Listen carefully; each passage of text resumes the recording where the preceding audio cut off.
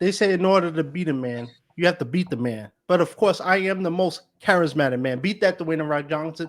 Welcome to the most overrated, underappreciated, most viewed, underviewed podcast of all time. Welcome to the Prince of Fresh Air. Happy New Year, happy holidays to everybody. Hope everybody's doing a great, doing great. Had a great holiday. Year 4 in the history books. Amazing year for the podcast. Shout out to everybody who's been, following the journey since the beginning, or if you discovered the podcast, my guests, I couldn't do it without you. Now, you might be wondering who my next guest is. Before we get to that, let me just address one little quick rumor that I see on TMZ and everything about me.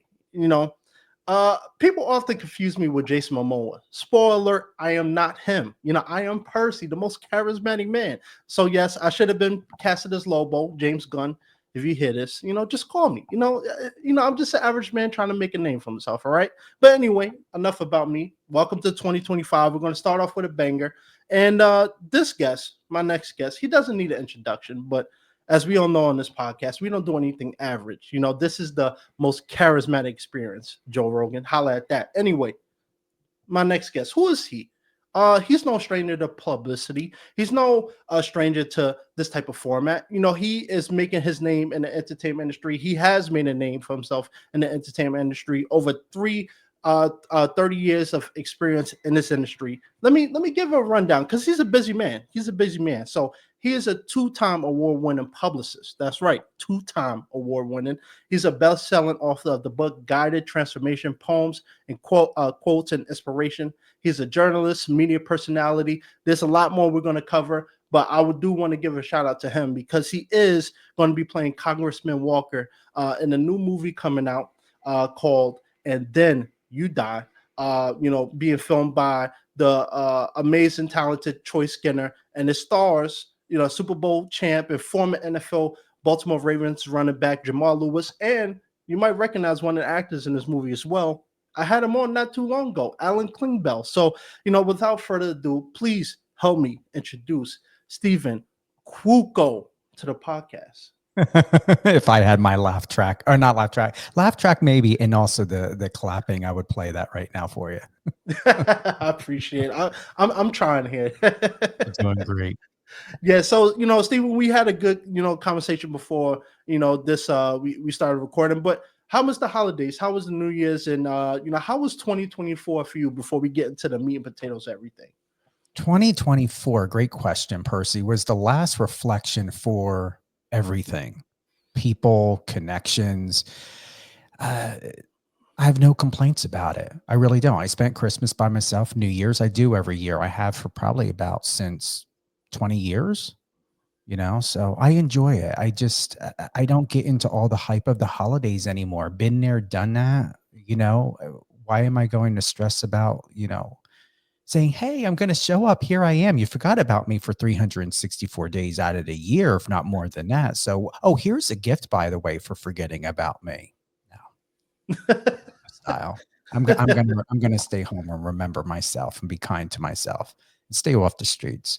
Yeah, I don't blame you. The holidays is a very interesting time, right? For me, I still get gifts. So, I always kind of bask in the glory of that. But, I'm glad 2024 treated you well and you had an amazing holiday. But people don't want to hear about that. They want to hear about you. So, Stephen, let's run this back, and before we get into that, let me say thank you to you because, you've been one of the most professional, one of the most upstanding people I've met, and you've like I said, you're hardworking, 30 years of experience in this business. So before we get into the 30 years of experience that's leading up into 2025, how did you get your start? Because oftentimes people don't understand how someone gets into being a publicist, and we'll get into acting and the other stuff you do, but how did you get involved in that? Great question, Percy. I was an actor and a model when I was younger, 14, 15, 16. My mother was going to auditions with me. We actually were both extras on a Ali Mills film or a film that Ali Mills was in, and Dan Robar. This was in South Carolina, I believe. And I just had an experience with a producer that was who attempted to try to violate me when I was younger. You know, back then in those days, you know, kids still get exploited. You know, Yeah. uh, these people try to, you know, do the whole grooming thing. We hear about it all the time, and it really changed my perspective of what is it that I really want to do? Because when I reported the incident of what this producer was trying to attempt when calling me in the office, and I thought it was for a conversation or telling me how well I was doing on set, and there was no response. No one did anything to correct the situation. Still, like today, silence. You know, and I'm not the type of person where I'm going to worry about whose feet I'm going to step on when injustice is done. I'm going to stand up for myself. It doesn't pay no mind to make any sense as to why stay quiet. So you can continue to keep a role, so you can continue to perform, you can continue to travel and tour as a music artist and do whatever you're doing as an actor or no. No, no, no. We're in a day and age where I appreciate people that stand up for what they believe in. I believe that there needs to be more balance. There's a lot of vigilante behavior, what I call out there, where people are quick to judge and make reference. But when we think about it, to sum it up, when someone gets upset at you for what you're saying or what you're believing, it's not that they're really getting upset at you. It's because they believe you have violated their law, their belief system, their beliefs, and how they operate. Because there's a big difference between belief systems and beliefs, you know. Right. And that's just what I realize is just so many people are pop off to have an opinion about something because they felt violated. That's not part of what they believe in. But ultimately, when and where can we have a civil conversation? Uh, you know, without someone becoming offended that just because you may say something or share something, Percy, it doesn't mean you're going against someone. You're just asking, hey, have you ever considered this point of view? This is what I learned in my life. What can we learn from each other? Doesn't mean we have to be best friends. Doesn't mean that we have to work together. And if we do work together, what can we do to find common ground? And if not, then where's the remedy? And so I hope that helps answer your question. You know, I stayed a couple more years, but when I became 18, I decided, even before that, to become a publicist because I prayed about it. It was a Saturday afternoon. I was looking out my window and I just thought to myself, if no one is going to stand up for me, and I'm not going to go too dark with this, but I have to emphasize to where I had friends in the industry that were 13, 14, and 15 already alcoholics and drug addicts. There was a young girl when I was 13 years old who committed suicide in the business. And these are a lot of things that you weren't allowed to talk about. You shouldn't talk about because you had to respect the family. You don't bring up names. And still to this day, I mean, you know, look at the Liam Payne story, that situation. Mm-hmm. It's still going on. And it just doesn't make any sense to me why people are still being treated like this. And it doesn't make any sense why no one's doing anything about it early on to ask, do you need help? What's going on? Is there something I can do to help you out? What do you need so that you can feel safe and secure about yourself and your environment? And hearing how kids getting locked in rooms. Once again, I was invited into an office. I hear the door, you know, when I was 14 closed behind me and I heard the lock, you know, and still to this day, this behavior is still going on. Yeah. Yeah. It's, you know, I'm sorry to hear that, you know, and you know, this is one of the reasons why I like having successful people like you on the podcast because yeah, we laugh and we joke and stuff, but I think these type of nuanced conversations need to be had. And I've covered this multiple times, especially you know, during the pandemic about, you know, the Harvey Weinstein situation and everything. And we don't have to go down a whole rabbit hole. But I do want to ask you about this. You know, since you started when you were a kid and you went through that, you know, traumatic experience, what have you seen, especially because you see a lot of it, you work with a lot of, you know, celebrities, you work with a lot of people connected in the industry. what is some things that you've seen since you were a kid to now, 2025 in the industry? Do you think it has changed, or do you think there's still some work that needs to be done? Great question. I would say that there's still a misalignment and misunderstanding as to the duty of care. That's when it comes down to it. So once again, the first area is, what are your belief systems and what are your beliefs? And what can you do personally and professionally to coexist and thrive in this world, to be yourself without always being in fight or flight and threatened by the outside world? Because ultimately it's a person who's scared within themselves. They're trying to avoid being violated. They're trying to avoid being offended. They're trying to avoid offending other people. That's the climate where we're at in this world. You figure, I grew up in the 70s and 80s. There was no issues of, you called somebody an A double scribble. Oh my God, I'm going to post it online. I'm glad we didn't have cell phones. I'm going to be honest. I believe my life would have been worse if technology existed back then in the 70s and 80s, because it was harsh growing up. Your grandparents raised you. Both parents were working all the time. My mother was a nurse. My father was an officer in the Navy. I was adopted. They did everything to take care of myself and their other son. But ultimately, when you look back and see how the Gen X grew up, I'm grateful for it, because I'm not saying I'm happy of all of the things, the bullying and everything I went through all the way up through high school. But ultimately, the strength that I have in myself, Percy, is I'm extremely grateful for, because I think to myself, if anybody thinks this world's getting better, it's getting worse. And there's a lot more wicked, evil people with the most gruesome, violating in their thoughts, intentions that are so violating and vile. And it's I'm going to close it, hopefully answer this, and to bring it up is, when we look and consider what's going on with Luigi Mangione, this isn't about Luigi Mangione. It's about what is going on with people. Why are people not checking in? This whole case and situation. And that's what I'm seeing with the younger generation, is people are doing things and they're not prepared. Why is no one prepared for the millennials and Gen Z of what's happening in this world? And why are the boomers not paying attention to it?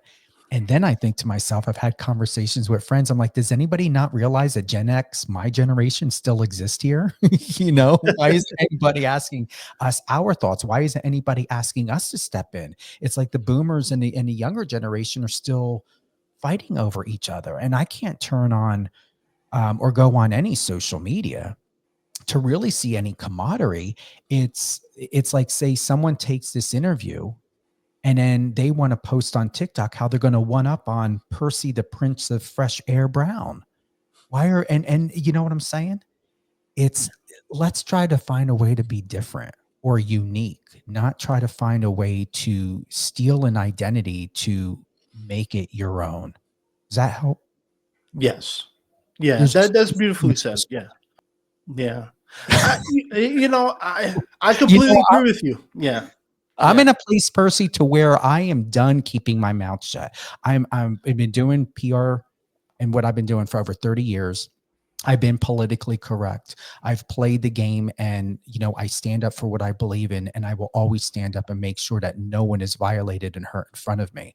But I am at a place to where, it seems as though it is okay to share your thoughts. And I'm going to do my best to be as polite and objective and as professional, which is my responsibility as a journalist and as a publicist. But at the same time, I'm not going to stand by and say, oh yeah, I think that this is appropriate. If I need to stand out and be that person, as much as those people don't want to hear it, the ones that are predatorizing themselves and the predators that are exploiting those that have no problem to exploit themselves, I'm not going to stand for it. Yeah.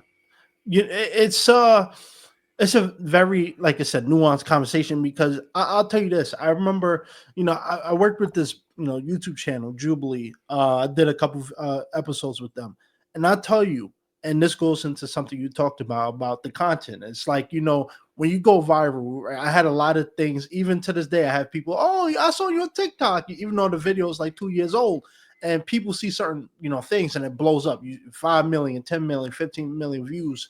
It's addicting, and for me, I've kind of allowed myself. My mom grew me up. I grew up with technology, but I didn't grow up with it because my mom wasn't, oh, go play on the phone. She was like, go outside, do that. So for me, I've embraced it, but I'm also not attached to it. And so I've noticed that right now we live in a society where it's all about chasing that next viral moment, chasing what's going to blow up on internet next. And it's, like you said, can you get mad at people for trying to, stick with the times? No, because at the end of the day, people are trying to make money. People are trying to make content. They're trying to get their name out there. And so they're going to do whatever they want. But like you said, to the flip side of that, there's a lot of people in powerful places that, they have the power to change somebody's life. And so they take advantage of it. And I think that's one of the divides between the younger generation and older. When I talk to a lot of older people, I think they have a lot of principles that they grew up with that they have not allowed themselves to kind of change. And the younger generation, we see those type of principles, and we're trying to bend the rules for them because things change, people involved, and the culture has shifted, and so now I think technology and social media has gotten to a point where almost everybody and their grandmothers on it. I've seen grandmothers posting, embarrassing photos of their family, and they don't think much of it because they're just thinking, hey, I just want to share the love. But I think it's that divide. It's, the people who grew up without technology and social media, they don't see it as a necessity. But for my generation and younger, they see it as, we need this. If we don't have it, what are we going to do? And so this is something I want to ask you about too, because now we're seeing a lot of, the entertainment industry is, you see a lot of it on social media now. A lot of the bigger companies, movies, everything, they're all on social media. Do you think that has also kind of helped played a big part in the evolution of the industry? And even going back to your point about, people who were abused, child stars, or, people who might be older now, talking about the experiences. Do you think because of the entertainment industry has embraced technology and social media, that it is making it easier for people to speak out and speak their piece and speak their truth? A lot in one question, and I'm going to condense it. Objectively, my counter question would be is, why do, and I'm going to speak for myself, why am I, no matter how much I'm choosing to utilize social media how I want to, that there is still content being pushed to me that I don't want to see? I'm not just talking about half naked men or men pimping and porning and prostituting themselves out there. There was a video, and I'm assuming maybe the young girl was maybe a millennial or something. So there was a video on TikTok, and she was filming her boyfriend or husband. The guy was on the couch with her, and she's talking about how sexy he is and about how she's going to jump on him, and started talking about his body. And he's just standing there doing like a side smirk while he's eating. And then my comment was, I thought, you know what? Let me go ahead and plant something to see what happens. I then shared a comment and I said, do you really believe that that type of subject matter belongs on a platform where there are children? Her reply back to me was verbatim, have you seen the content these young kids are posting? It's worse than what I'm sharing. That's what I'm talking about.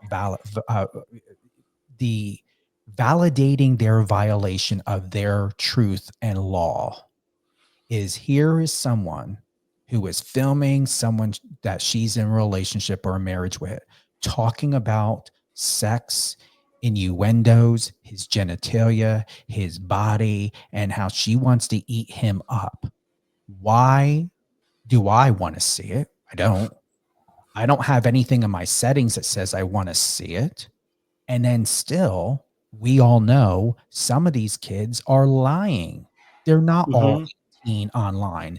They are 14, 15, and 16 getting on there. So if any of these social media platforms are saying, oh no, we only have, no, you don't only have 18 positive or 18 plus. That's my point. Is the justification that this woman clearly had responded that there are these kids, these younger people's content is worse. So she's justified for it. And do you know, and I don't mind saying this, do you know I have purposely reported content that has gone against guidelines? And I have screenshots of what Instagram and TikTok's guidelines are. And the response back is they don't violate. The content didn't violate. Oh, Mm-hmm. so you're telling me on Instagram that it is okay, and I don't mind putting this out there because I mean, I'm a journalist. I have to test to see how things are working. So it is okay for me to see a big, huge, naked man's butt with his balls hanging below the way the shot is. Just his butt and his balls hanging out between his legs, clearly and shaved. That you're telling me that doesn't go against Instagram's community guidelines. But Instagram is taking down what? Things that don't go against community guidelines.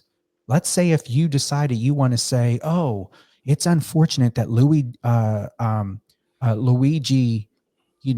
unfortunately committed murder, but I still would like to see all the facts about what Luigi Mangione did. Not saying what he did was right, but can we take a look at his mental state of mind? Can we take a look at his environment? Did his environment play a role?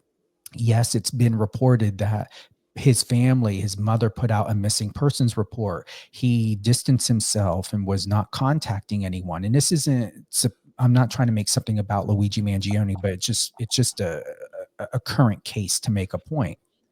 And someone, you could easily say or have an interview about that, and someone can report it and take it down because you're objectively asking questions about wanting to know before you make a statement, to have all the facts, to understand who he is as a person before charging him Right. as whatever it may be. Because we have a lot of people out there accusing people of insanity, accusing people of stalking.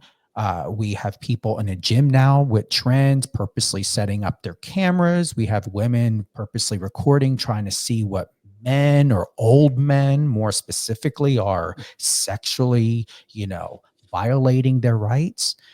So, once again, my question is what are people's intentions? Why are things happening intentionally? Why are things happening purposely? What is it that the purpose of what that person is trying to gain from setting up a recording or setting someone up? And then really, why is it that we can't share a thought to ask a question online, but yet it violates community standards, but it is okay to take content of someone that looks 16 and 17 in the gym bathroom, flexing, pulling down their underwear to their groin, and that's okay? I'll tell you this, and you made a lot of good points there, and this goes back into something I think I addressed later in 2024. I used to talk about stuff like this, right? Because even for me, I've had copyright strikes, or not copyright strikes, but Instagram has, oh, you can't post this, and I'm like, why can't I? And most of the time is because my content was too offensive. And when I say offensive, when I first started this, right, I would talk about this stuff. I talk about social media. I talk about racism. I talk about politics, anything that was controversial, right? And then it got to the point when people was like, "Yo, I'm gonna reach out to your agent. I'm gonna get you fired. I'm gonna report you. You're harassing people." And most of the time I was neutral. I'm just talking about the stuff because people want to hear it. And it got to the point where I felt like you. It's like you see all of this sexualized content. And don't get me wrong, I'm not, I'm a young guy. I don't mind some of it, but it goes to the point you're saying. It's like, why can certain content that really violates the rules and conditions of these social media platforms, they stay up. But if you talk about something, controversial, they take it down, or they kind of blacklist it so people can't find it. And so that's why for me, I kind of shifted the goal of this, because at first it was to talk about the heart and stuff, right? But now it seems like those kind of conversations are getting muted. And so that's why I'd stay away from it now. And and it's unfortunate, right? Like you said, it's like, for me, I try to be a positive, fun, outlet for people of all success rates or whatever industry they're in. And I want to ask you this, because oftentimes when we have people in the entertainment industry, right, you don't hear, people like who have a lot of success, who have, a reputation and a big name, a big following. You don't often see them speaking the way you do. And I'm not saying you're speaking negative, but, being very outspoken. Why do you think let me say this. What made you do that, right? Because sometimes, maybe you kind of have you're set up already, so you're not really too worried as of, someone who's trying to start out and they're worried about, rubbing the wrong feathers. How have you decided to take that approach of, I want to be the voice of reasoning. I want to be the guy that people can look at and say, I respect him and he's out there for the people. That's the role. Great question. That's the role of being a journalist and a publicist, is to be fair, honest, and disclose all material facts, to be neutral, to be objective. And then there's a duty of care. We are not advocating duty of care when judgment is made and someone or a group of people or a government or society is stating that your belief and your belief systems, Percy, is a threat. If it's a threat because there's a sense of control, there's a dictatorship happening. That's when it gets that extreme, there's a dictatorship that's happening. There's a power threat. People don't want their finances messed with. They don't want their shareholders and their stocks and their bonds and their crypto. People don't want their financial and their belief systems messed with. So there's an order you don't go against. And to also answer your question is when I started in public relations, I remember one of my supervisors to where I was given a job detail to create a report for media. And I handed in my report that I felt that would be beneficial for the client. And it got dismissed more than once without an explanation. And then it got to a point, like maybe about 2 or 3 times, or by the third time I said something like, why is this? Why do I need to go back and tweak this? Why do I need to go back and revise this? Why do I need to go back and possibly amend that? And I always ask, are we going to get the perspective and the truth? How can I sit down with the client to find out from them of what they feel should be approved on their behalf? Many times agencies don't talk to the clients. Many times agencies don't check in with the clients and be like, oh, you just did a feature film. Do you want to still do interviews? No, the executives are making that decision. Publicists are making that decision. Management's making that decision. And when my supervisor told me, we don't ask the public what of what they think they want to know and to hear and believe, we tell them how and what to think and what they're going to hear and what they're going to believe. And I had oh my God.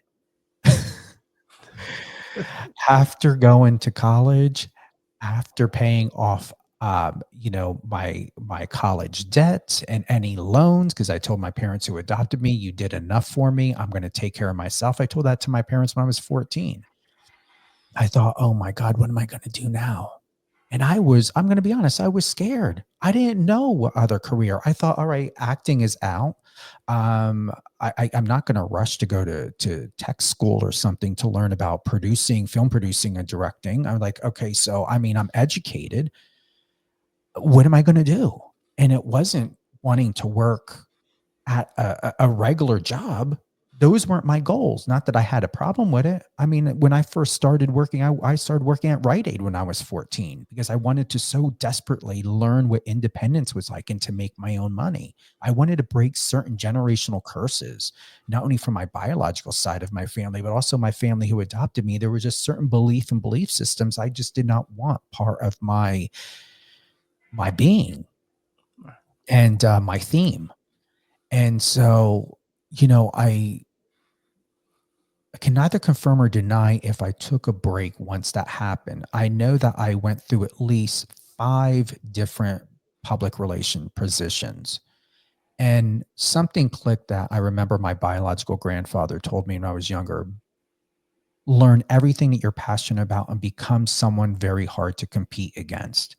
And what I learned from the secondary is be passionate about what you're doing so that when people come to you and ask you for your opinion or for your professional personal advice, that you are that trustworthy, that they're going to know that you're not going to hurt them. Right. And that was my interpretation. And so I went in and got certifications becoming a grief counselor. I worked for the state of New Jersey for a while as a dietary aid assistant for people that have Down syndrome, autism, what they call anywhere from low-level clients to high-level functioning clients. Really changed my life. And I don't mind putting it on record when I worked at Hunterdon Developmental Center in Clinton, New Jersey. And I was there for about 7 years. And it was just amazing to go into where so many people would say, yeah, they're there for the paycheck. They're there for the insurance. And I'm there and I'm thinking to myself, here are people who get told when they eat, get told when they go to the bathroom, if they're not high level. Their whole life is dictated by the caregivers, by what they call direct care. And I'm like, wow, they're stuck in prison. Literally ugly painted cement walls while people sit on the couches and watch TV. Yeah. And I'm not saying that there was bad care. I mean, you have positive whatever care all over. But at the same time, like, here are people that do not live the life that we have. We can get up and go and get water. We can go and run and get takeaway. We can go and do whatever we want. And here are people that are dependent on us. And I had to leave the job because when they say your job kills you, it sure enough did. I was at a point, I was in my 30s, I believe, and my doctor started to tell me that my counts of like my cholesterol was starting to be off, my blood pressure was coming, and I'm like not unhealthy. I took care of myself. But when they say your job kills, I had to leave because of the stress of battling for certain people whose intentions weren't there for the clients. I battled. I don't mind saying it. Like, I thank God I was under a union because I was constantly getting reprimanded or whatever because I was asking questions, because I wanted to know how to be the best person that I could for people. That's what my responsibility, fiduciary and judiciary, financial legal responsibility was to be there to help the care of these people who are struggling with Down syndrome and autism and everything. And yeah, it's I don't know how it is now because that was long time ago. But yeah, I mean, I tend to deal with people at times, once again, who have a problem with me asking questions, who want to put the client first. I hold all of my clients responsible to make the final decision. They don't know of anything that is not to be known. I mean, when I set you up with Alan Klingbeil, like, they are every step of the way. They're included in all of my media reach. I screenshot any text messages of any opportunities or deals. I'm sending it right to them. There is accountability, because also at the same time, I'm covering my own butt and showing accountability here that, hey, I'm doing my job. I'm not one of these management agencies or public relations agencies where I'm just behind tapping on a computer and being like, oh yeah, I'm doing something for you. No, I'm going to show you, because they have to make the decision if Alan wanted to be on your show. I want my clients to build a relationship with the podcasters and journalists and people, because just in case, if you want to have them back on again, or if you think to yourself, wow, there was an amazing power slap match, I want to go ahead and get Alan on, because I know that he's worked as a coach. He's been in this for a long time. He's got this background training. He's still doing this. So these are all things that it's just amazing how um, people really do, even a lot of these A-list celebrities have no idea. Right. And I'm going to put it on record in case somebody has a little huffy puffy hi baby moment. I'm not saying everyone, but I'm going to honestly say, who's doing their job, who's really doing their job on behalf of their client. Yeah. No, you know, like I said, this is why I have people like you who get paid the big bucks come on, because you break it down so eloquently, right? And I think that's one of the biggest things, right? I think when you get to a certain point in your career, you kind of forget the human aspect of the job. And oftentimes in this business, I've noticed that, to the point you made, a lot of people, they care about the talent, they care about their clients, but they only really start caring when the money starts flowing and when the opportunities start coming. And which I understand, everything's a business. Entertainment is no different. Everybody needs to make money, got to make a living. And you know, that's why I said for you, for me, it's refreshing to meet someone like you, because oftentimes it's not about the genuine connections. It's all really just about, hey, can you get him on? Because you know he got an opportunity. You know he got a movie, or he got a power match lap, or he has something coming out I want to promote real quick. You know, just get him on, and we'll continue to move on. You take a different approach to that, and I think that is refreshing, and I think that's why social media is so important now. The change in the entertainment industry, I think, I'm speaking before my time here. I think back then it was really about, I will only do the Tonight Show. I will only do the Joe Rogan Experience, or you know, the real big publications, the TV shows, talk shows.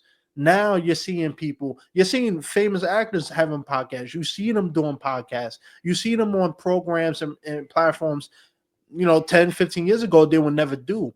And that's something you mentioned, is because it's about remembering, you know, where you came from, remembering the ground roots of this business. And I think it's refreshing to hear that from someone, like I said, with so much experience, because oftentimes it's easier to talk to somebody who isn't on that level and get a straight answer, but it's harder to get someone at your level and be honest and truthful about that. So I want to let's have a little fun here for a second, because this is something that came up. And you know, so The Rock, you know, he was doing the podcast, and he was talking uh in a way where a lot of people said, hey, he's very media trained. And you know, as a publicist, this kind of goes to, you know, the question I'm gonna ask you. Oftentimes we see a lot of people, especially when they're very successful, they avoid talking about certain things. They know how to speak without giving too much away, and they know how to kind of stay away from a question they don't want to answer.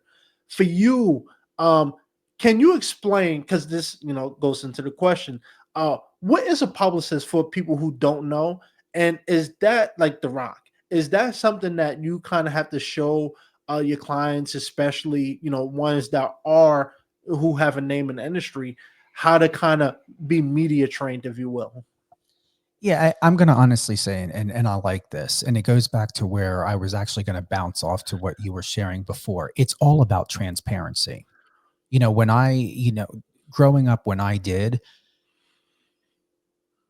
people controlled things. Once again, going back to what I told you, my supervisor had said, we don't ask the public, we tell the public. That still exists big time. But here's two things that I like. One is, you tend to find the idiocy of people's lack of training and lack of due diligence to vet and verify and research. There's no research. You could say I could watch, let's say hypothetically, you posted a party and you're at the party and you shared it on TikTok, and somebody next to you took a shot and then farted. And then you could be like laughing, and then you could be like, oh, well, he didn't know any better. That's because we went out earlier and had some Taco Bell. All right. So I'm watching a video of you at a party. You're sitting next to somebody who farted after taking a shot. And you're telling me the reason why your friend farted is because of all the Taco Bell he ate. But we didn't hear the friend say that. I may not have heard or seen the reaction of what your friend did because you did not put the camera, or you quickly, went to your friend and then pulled it back. That's the biggest thing. There is more manipulation and deception. There's a lot of things about good that I find in social media. Look at you and I meet or have met. There's a lot of good things. I have a tool, but I'm going to honestly say it's used more. And I guarantee you what I'm telling you now, 5 to 10 years from now, provided that this interview is still online, people use it more as a weapon and to damage. Once again, power, absolute power. And I tell people, social media wasn't made for you. It wasn't made for me. Social media is a business. Just like media companies is a business. Journalists don't go to university to get their degree or to learn about media relations or whatever it is that they plan on going in, so that they can say, oh, hey, I'm this, I'm that. And I learned how to do the pay to play scam. That's not what they go to school for. So, just like myself, I've had people in my life say, don't share too much, Stephen. Don't share too much. Leave a little mystery. Yeah, I have mystery to me. Not everybody knows how I go to the bathroom, whether I stand or sit when I pee. No one knows how I wipe my butt, whether it's with my left or right hand. And I'm being serious. I mean, it's that silly, but yet that extreme, where my transparency of what works is I am so transparent without giving a lot of information, but yet people understand and know that I'm going to tell them the truth to the best of my ability. And when it comes to my clients, it's not about getting them prepped, because they're going to fall.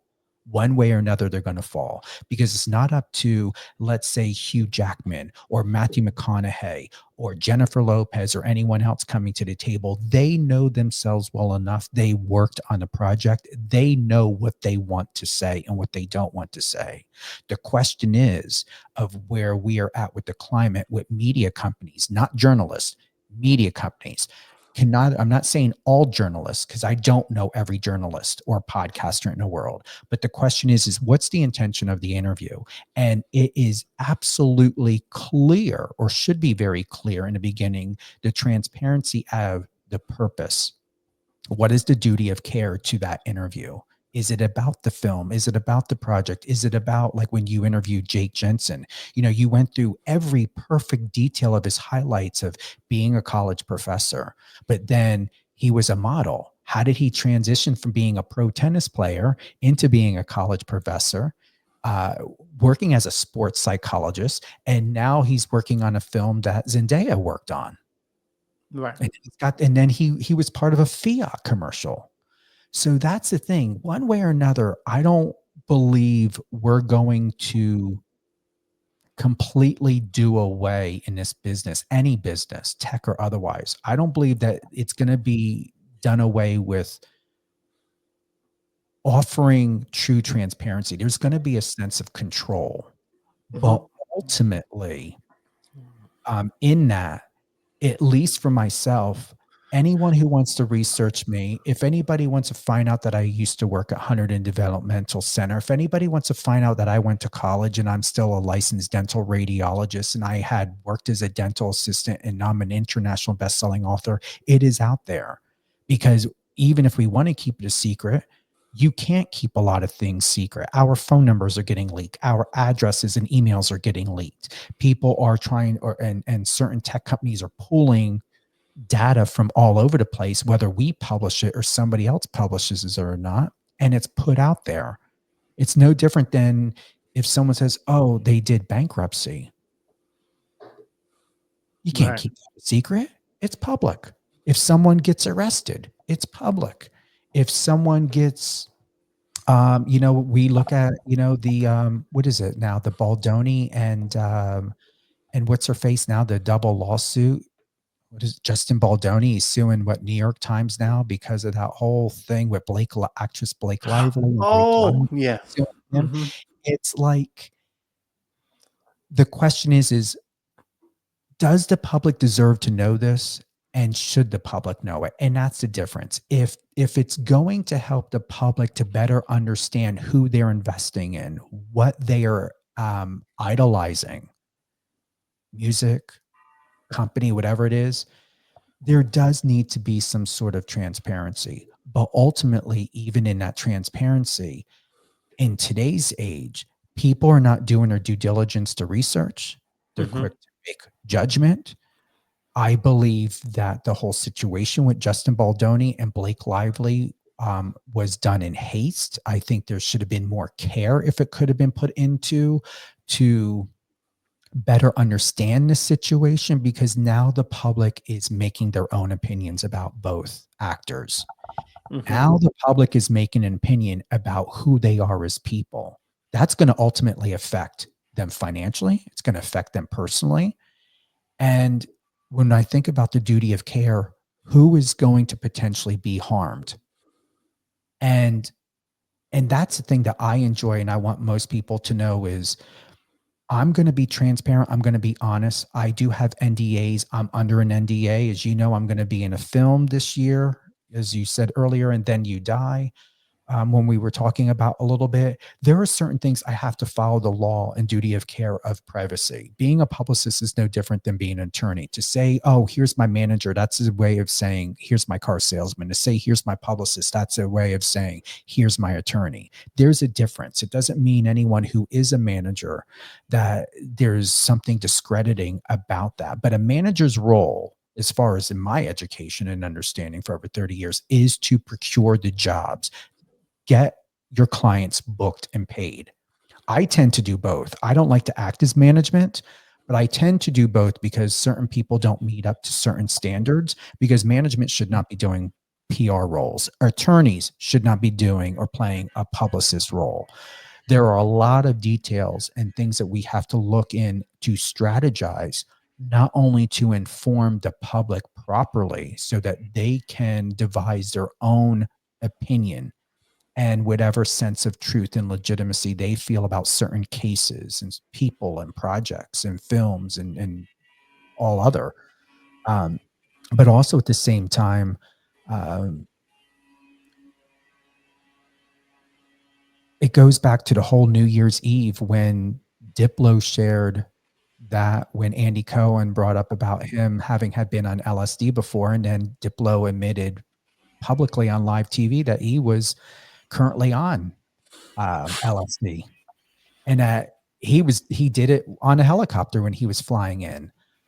I would not have I don't see the whole point of why asking Diplo about his past experiences with LSD was important.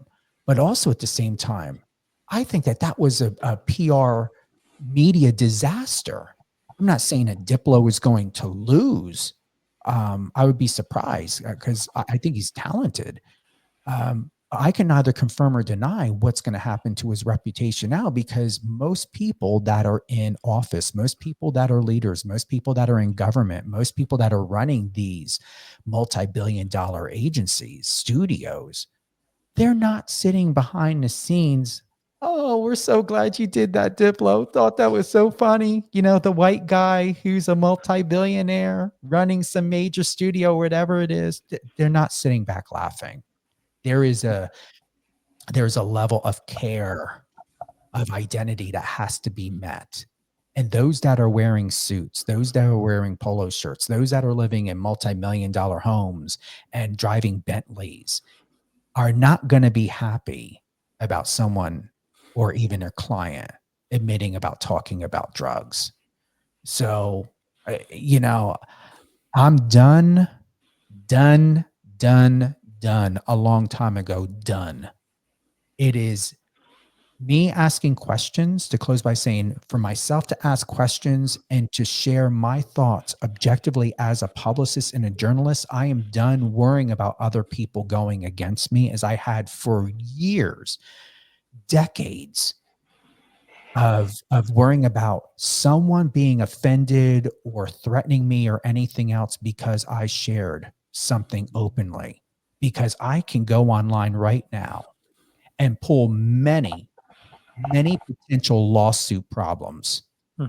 of defamation, of sexual exploitations, of things that violate community government standards and policies, by the idiocy of the lack of care that goes into what people use social media for, even the companies that run these social media these companies.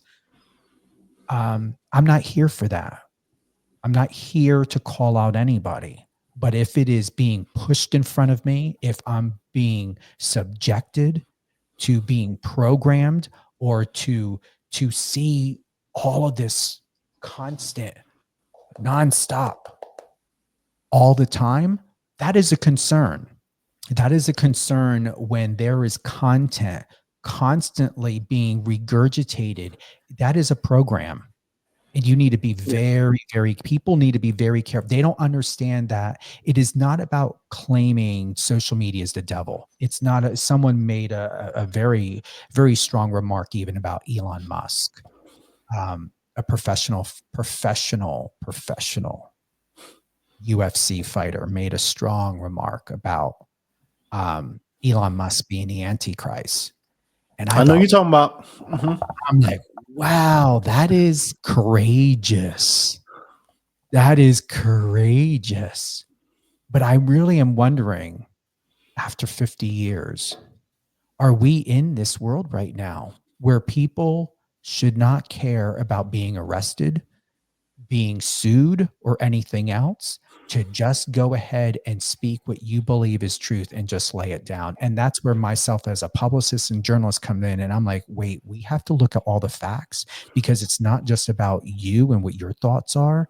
It's about how can this affect the public, because people are buying their systems, they're buying their programs, they're buying their clothes, they are investing, they've got stocks, they've got all this stuff. You are threatening an entire ecosystem of someone's livelihood, a group of people, it doesn't matter, a group of people, a community, whatever it is. And these are the dangers that I'm going to tell you. If we really are looking at a future of Terminator, Skynet, Arnold Schwarzenegger, End of Days, I don't find it to be facetious at all. I see it every day, to where I'm at a point to where I only go on social media when I want to, or I need to, or when I have something to share, because I just cannot utilize and even completely trust what's online anymore, because it is way too outlandishly subjective and harmful. And once again, it's vigilante behavior. Yeah. No, it's it's a double-edged sword, right? It's those type of problems, right, that you just talked about, that encompasses social media, and it ruins it ruins the society we live in, and unfortunately, to the point that you made earlier about The Rock and certain celebrities, there's a reason why a lot of them stop doing certain things, and it's because they know that at some point is going to come back and bite them. And we've seen this time and time again. And now I've seen it recently with my favorite actor of all time, Denzel Washington, where he's at an age where, in a point in his career where he's made, he don't have to worry about nothing. And he, been doing press tours and, doing interviews. And I'm seeing people clipping them on X, formerly Twitter, and, talking all types of crazy about Denzel Washington, I've never seen anybody talk like that about Denzel in my life. But the one time he speaks his truth, speaks his piece, people start calling him all types of names and trying to discredit his name and his legacy. It's mind blowing, and that's why I think it's important when people say, why is someone like Steven so important to someone who's famous or maybe at that point in their career where they need a publicist? Why do they need him? And it's that exact reason. It's because you got, unfortunately, when your livelihood is directly tied to the public, you have to be careful and you have to make sure that you stay protected at all times, like they say in boxing. And one wrong thing that you say, whether it's a podcast or on social media, a tweet, someone is going to clip it. And then eventually you're going to get to a point where someone is going to blow it out. It's going to go viral. Next thing you know, everybody's dropping you. You got no projects lined up. Financially, you're suffering. And it's just unfortunate. And I think, part of the reason too, another point you made, and then I'll move on to something else I want to talk to you about.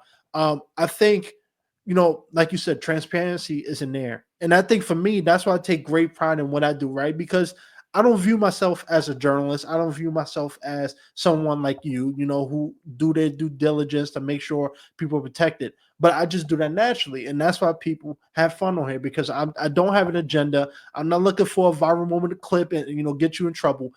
But I think, unfortunately, we do live in that society where if you want to build a brand and you want to build the name, if I want 25,000 views on YouTube, I could do that. I could set somebody up.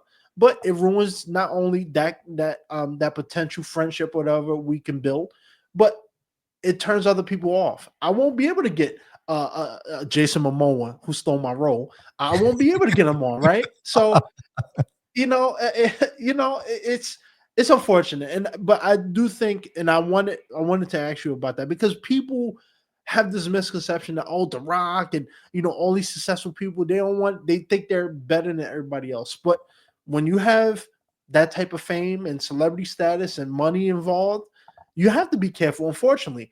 And so, we've been talking a lot about a lot of different things, and we've had a great conversation, but I want to shift a little bit. Let's talk about something a lot more fun, something that you're, I'm sure, excited about. Let's talk about this new movie that you got going Mm. on.